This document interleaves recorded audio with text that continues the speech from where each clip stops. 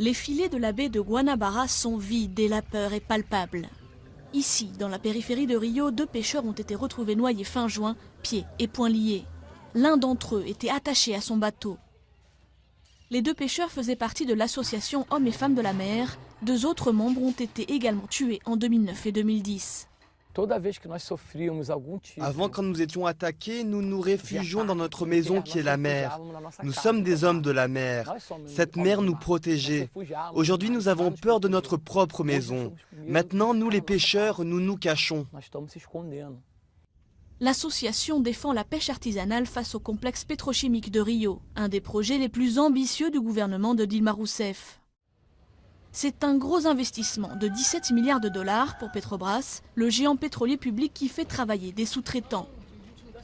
Les pêcheurs accusent des groupes parapoliciers liés à ces sous-traitants d'être à l'origine des meurtres. Alexandre, menacé à plusieurs reprises, vit en permanence sous escorte policière. Nous avons la certitude que ces morts, ces menaces ont un rapport avec notre militantisme, nos dénonciations contre les travaux de Petrobras dans la baie de Guanabara. Nous savons que ce combat peut se solder par des morts et je peux être le prochain. Le complexe doit ouvrir en 2014 et suppose la création de gazoducs, plateformes et canaux. Il va créer 200 000 emplois directs ou indirects. Petrobras n'a pas souhaité apparaître dans ce reportage, mais dans un courrier électronique à l'AFP, la compagnie affirme ne pas être au courant des 2 décès. Petrobras rejette toutes sortes de menaces envers les pêcheurs, ajoute-t-elle. Mais des parlementaires et militants des droits de l'homme demandent une enquête.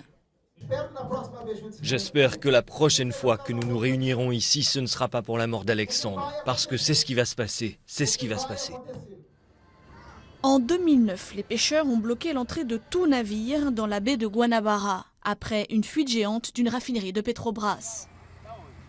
Aujourd'hui, ils sont prêts à renouveler l'expérience. Se chovesse no meu Nordeste, o meu Ceará era um céu.